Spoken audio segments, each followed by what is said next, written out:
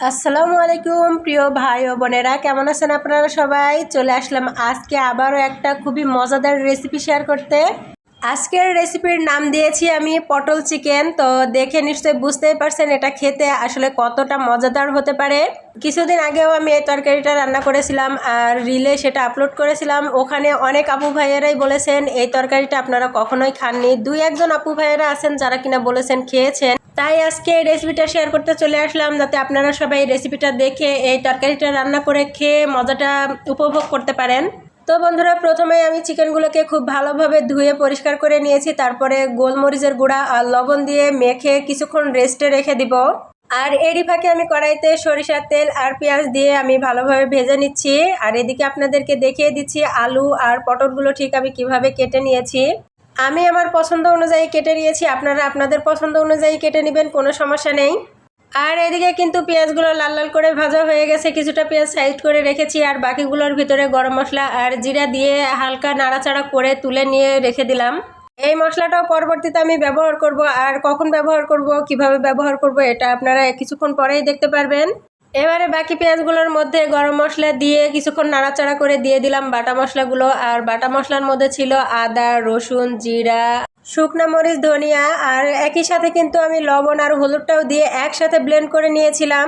মশলাগুলো খুব ভালোভাবে কষানো হয়ে গেছে। এবারে আমি সেই চিকেনগুলো দিয়ে দিলাম। আর চিকেনগুলো কিন্তু পরবর্তীতে আমি ধুইনি, যে অবস্থাতে ছিল সেই অবস্থাতেই দিয়ে দিয়েছি।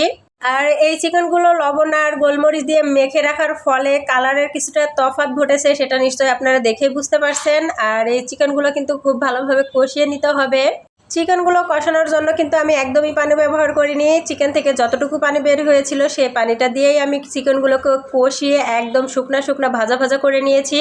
এবারে সরাসরি আমি পটল আর আলুগুলো দিয়ে দিলাম এই মাংসর ভিতরে। এখন পটল আর আলুগুলো দিয়েও খুব ভালোভাবে কষিয়ে নিতে হবে, আর সেজন্য কিন্তু আমি ঢাকনা দিয়ে দিয়ে বারবার নাড়াচাড়া করে কষিয়ে নিয়েছি।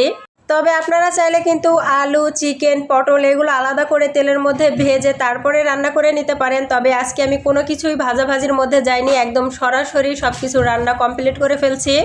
কারণ আমার বাসায় খুব বেশি ভাজাভাজি করাটা অ্যালাউ না, সেজন্য আমি ভাজিনি। তবে ভেজে রান্না করলে কিন্তু এর টেস্টটা আরও কিছুটা বেড়ে যায়, সেটা অবশ্যই মানতে হবে। তো এরই ফাঁকে কিন্তু আমি ঝোলটাও দিয়ে দিয়েছিলাম, আর অবশ্যই গরম পানি দিয়ে ঝোলটা দিতে হবে। আর ঝোলটা ফুটে উঠেছে, এবারে আমি তুলে রাখা সেই পেঁয়াজ আর গরম মশলাগুলো ব্লেন্ড করে নিয়েছি সেটা দিয়ে দিলাম। যেহেতু অনেক বেশি গরম পড়েছে সেজন্য আমি একটু ঝোল ঝোল রান্না করব, সেই জন্যই কিন্তু এই মশলাটা দেওয়া। তাছাড়া কিন্তু আপনারা চাইলে গরম মশলার গুঁড়াটাও দিয়ে দিতে পারেন। এই মশলাটা দিলে কিন্তু যে কোনো তরকারিটা একটু পাতলা ঝোল রাখলেও খেতে অনেক বেশি মজা লাগে। আর এই তরকারিটা আমার খুবই পছন্দের, আমি মাঝে মধ্যেই রান্না করি। তবে যারা চিকেন খেতে পছন্দ করেন না বা ব্রয়লার মুরগিটা খেতে পছন্দ করেন না, তারা কিন্তু খাসি কিংবা গরুর মাংস দিয়েও এই সেম প্রসেসে রান্না করতে পারবেন।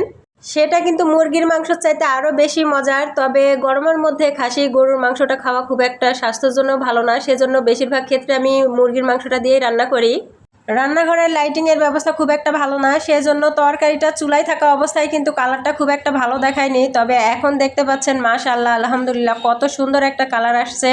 আর দেখে নিশ্চয়ই বুঝতেই পারছেন খেতেও অনেক মজা ছিল। তো অবশ্যই আপনারাও বাসায় একবারে হলেও ট্রাই করবেন আর আমাকে জানাবেন আপনাদের কাছে কেমন লাগলো। আজকের মতো বিদায় নিচ্ছি, আল্লাহ হাফেজ।